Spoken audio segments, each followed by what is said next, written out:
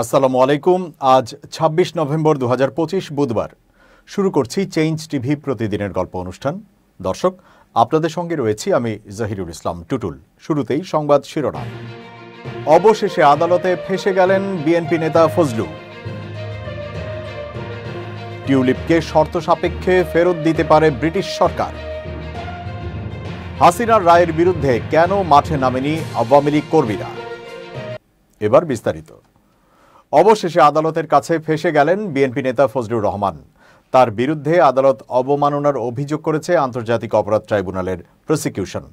বুধবার আন্তর্জাতিক অপরাধ ট্রাইব্যুনাল ১-এ এই অভিযোগ করেন প্রসিকিউটর গাজী মনোয়ার হোসাইন তামিম। ট্রাইব্যুনাল আগামী রোববার শুনানির দিন ধার্য করেছেন। অভিযোগে প্রসিকিউটর গাজী মনোয়ার বলেন, একটি বেসরকারি টেলিভিশন চ্যানেলের টকশোতে ফজলুর রহমান বলেছেন তিনি এই ট্রাইব্যুনাল মানেন না। তার যুক্তি, এই ট্রাইব্যুনাল তৈরি হয়েছে ১৯৭১ সালের মুক্তিযুদ্ধের সময় সংঘটিত যুদ্ধাপরাধের বিচারের জন্য। এই ট্রাইব্যুনালে অন্য কোনো বিচার হতে পারে না।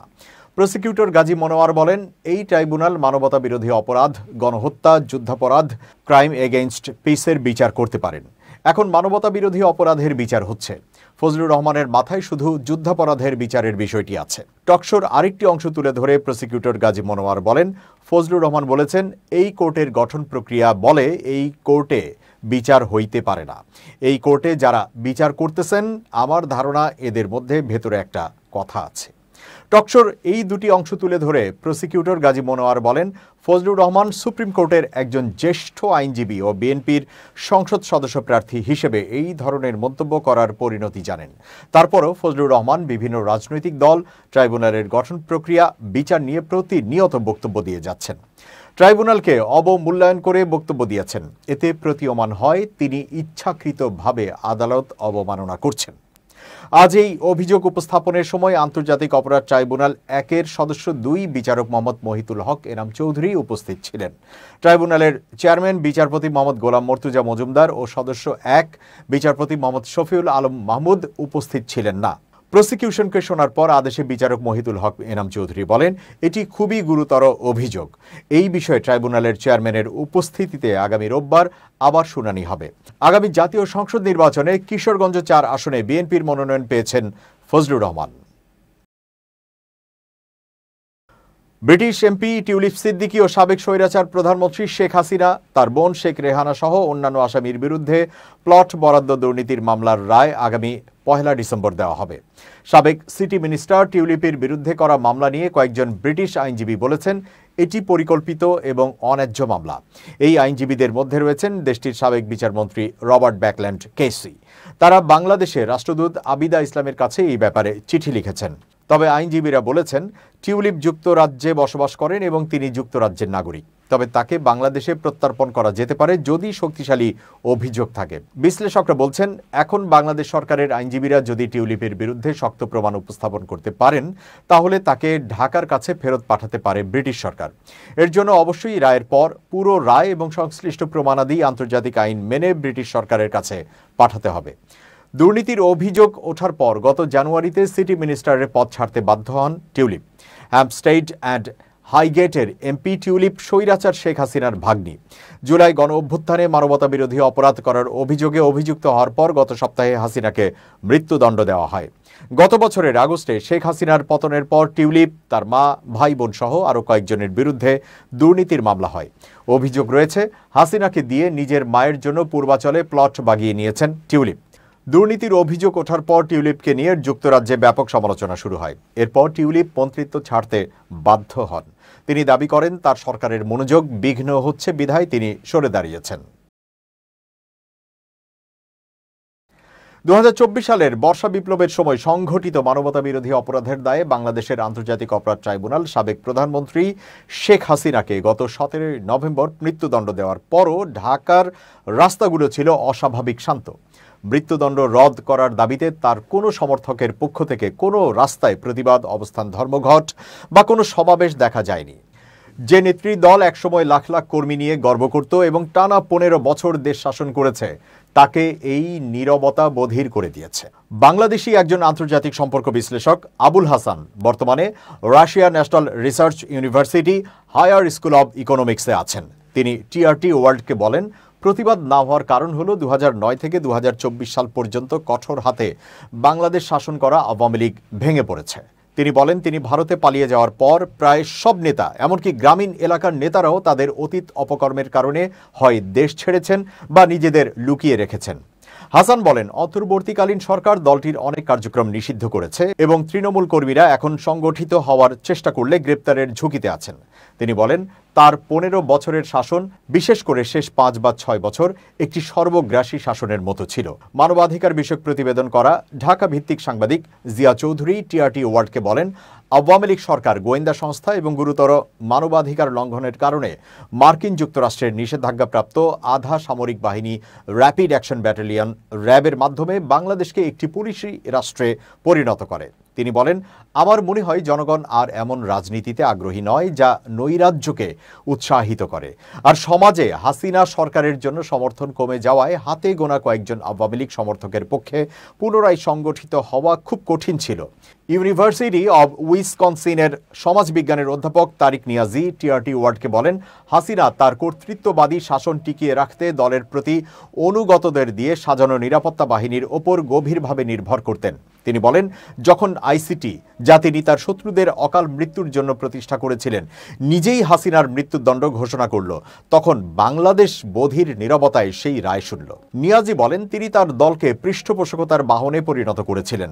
এভাবেই তিনি তার অনুগত এবং ভাড়াটেদের কিনে রেখেছিলেন এবং বন্ধনে আবদ্ধ রেখেছিলেন।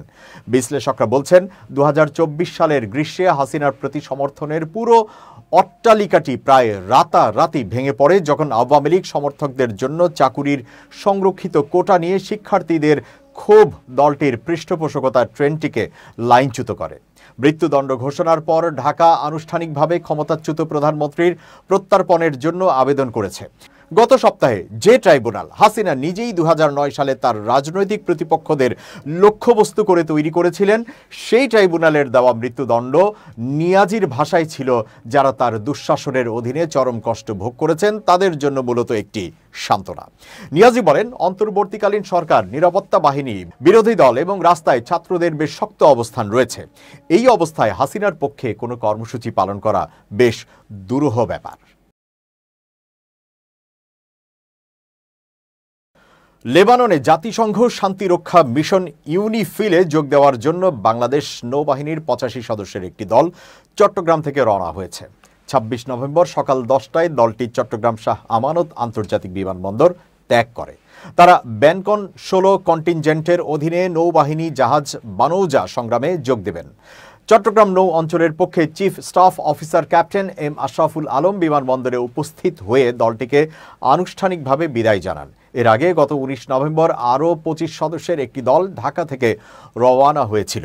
অন্যদিকে আগামী 27 নভেম্বর দেশে ফিরবেন ব্যানকন 15 কন্টিনজেন্টের 110 সদস্য। চট্টগ্রাম নৌ অঞ্চলের chief staff officer captain M Ashraful Alam জানান, 2010 সাল থেকে বাংলাদেশ নৌবাহিনী ভূমধ্যসাগরে মাল্টিন্যাশনাল মেরিটাইম টাস্ক ফোর্সের সদস্য হিসেবে দায়িত্ব পালন করছে। তিনি জানান, বানৌজা সংগ্রাম লেবাননের জলসীমায় নজরদারি, অস্ত্র অনুপ্রবেশ প্রতিরোধ, উদ্ধার তৎপরতা ও প্রবাসী বাংলাদেশিদের সেবা প্রদান সহ গুরুত্বপূর্ণ ভূমিকা রেখে চলেছে, যা বিশ্ব শান্তিতে বাংলাদেশের সুনাম আরও উজ্জ্বল করছে।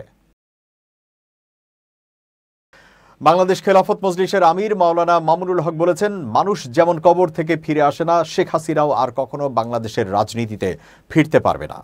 ময়মনসিংহের গৌরীপুরের মধ্যবাজারে বাংলাদেশ খেলাফত মজলিস আয়োজিত জনসভায় প্রধান অতিথির বক্তব্যে তিনি এই মন্তব্য করেন। মামুনুল হক বলেন, আওয়ামী লীগের মতো একটি ঐতিহ্যবাহী দলকে ধ্বংস করার পর শেখ হাসিনা নিজের হিসাব নিকাশ, পরিবার পরিজন সহ যা নেওয়ার ছিল তা নিয়ে দাদার দেশে চলে গেছেন। তিনি অভিযোগ করেন, 16 লাগেজে যা নেওয়ার প্রয়োজন ছিল সব নিয়েই দেশ ছাড়েন তিনি। আওয়ামী লীগ নেতাদের উদ্দেশ্যে তিনি বলেন, ওই নারীকে আর বাংলার মাটিতে ফিরে আসার স্বপ্নেও দেখা যাবে না। তিনি আরও বলেন, নতুন বাংলাদেশের আশায় জুলাই বিপ্লবে সহস্রাধিক মানুষ প্রাণ দিয়েছে, যারা রক্ত দিয়ে দেশকে ফ্যাসিবাদ মুক্ত করেছে, বিদেশি আধিপত্য থেকে মানুষকে মুক্ত করেছে, তাদের ভুলে যাওয়ার কোনো সুযোগ নেই। তাদের আত্মত্যাগের প্রতি অবিচার করা যায় না। তাই শুরু থেকেই বলছি, জুলাই বিপ্লবকে রাজনীতিতে যুক্ত করতে হলে জুলাই সনদ বাস্তবায়ন জরুরি। একটি দলের পক্ষ থেকে নির্বাচন প্রতিহতের ঘোষণা প্রসঙ্গে প্রধান নির্বাচন কমিশনার এএমএম নাসির উদ্দিন বলেছেন, যারা প্রতিহত করার ঘোষণা দিয়েছেন তাদের ব্যাপারে সব ধরনের ব্যবস্থা নেওয়া হবে। সাংবাদিক, ভোটার, দেশবাসী সবাই মিলে অনাকাঙ্ক্ষিত পরিস্থিতি প্রতিহত করতে হবে। বুধবার সকালে পিলখানায় বিজিবি 5-এর ব্যাটালিয়ন মাঠে আয়োজিত নির্বাচন কেন্দ্রিক এক মহড়া পরিদর্শন শেষে সাংবাদিকদের তিনি এসব কথা বলেন। নির্বাচনে উপদেষ্টাদের অংশগ্রহণের সুযোগ নিয়ে সিইসি বলেন, এটা সরকারের নীতি নির্ধারণী বিষয়। নির্বাচন কমিশন আইন অনুযায়ী দায়িত্ব পালন করবে।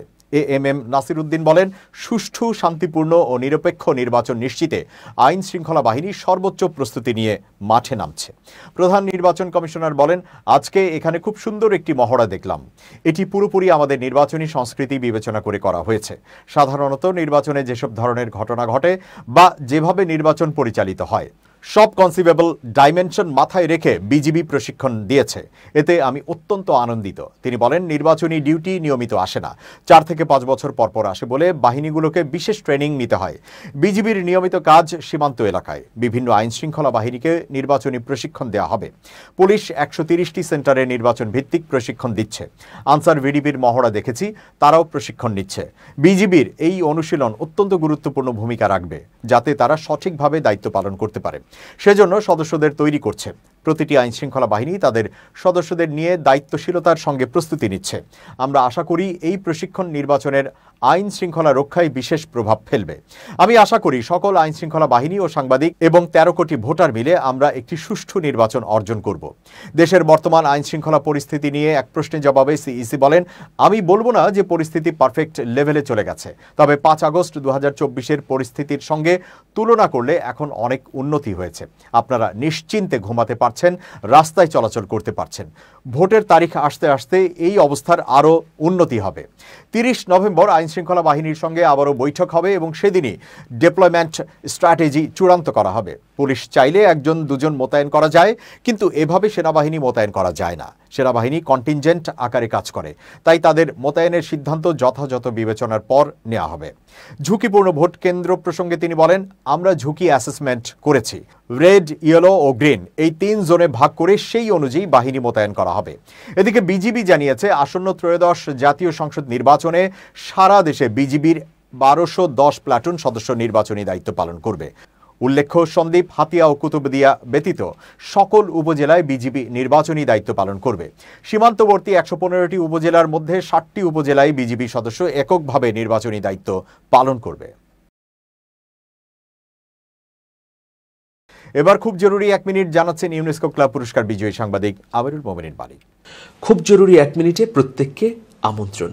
হাসি ও কান্না দুটোই মানব জীবনের জন্য অত্যন্ত গুরুত্বপূর্ণ, কিন্তু দেখা যায় অনেকে 1 বছরের মধ্যে খুব কম হাসেন, আবার অনেকে 1 বছর সময়ের মধ্যে কাঁদেনই না।